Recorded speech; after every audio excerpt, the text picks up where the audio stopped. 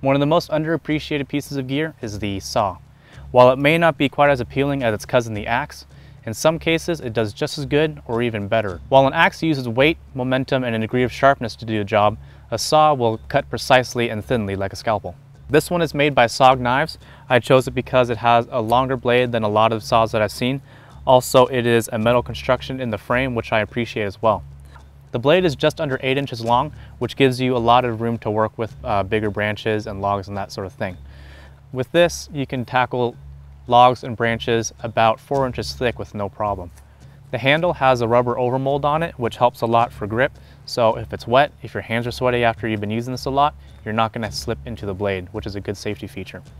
Also on it is a lanyard hole, so you can secure it to your backpack during transport and also to your body if you're up in a tree or something like that, just to make sure it doesn't fall into the ground.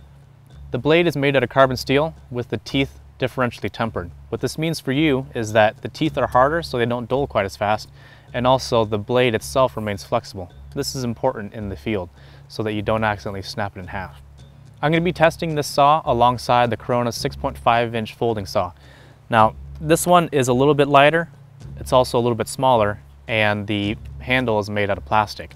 While it is a decent one, I prefer a larger saw so that I can really get some bigger things. So let's test this out. We're going to be testing both of the saws on this piece of cedar. It's about 3 inches in diameter, and it's also an even thickness throughout. So this should be a good match for both of them.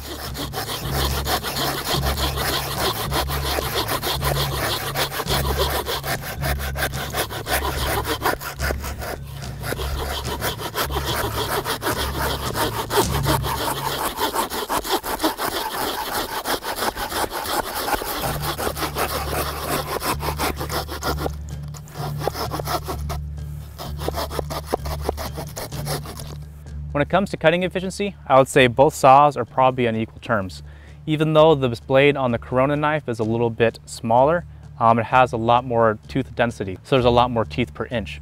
I found that the SOG blade though didn't bind quite as much and there was less friction. I think it has something to do with the teeth being bent slightly outwards, which means the cutting channel is a little bit thicker than the blade, so there's a lot less contact.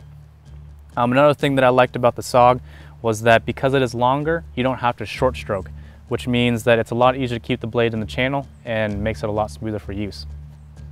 Overall, I would say that the SOG is really good. I like the more aggressive rubber handle on it. It makes it a lot grippier and a lot safer.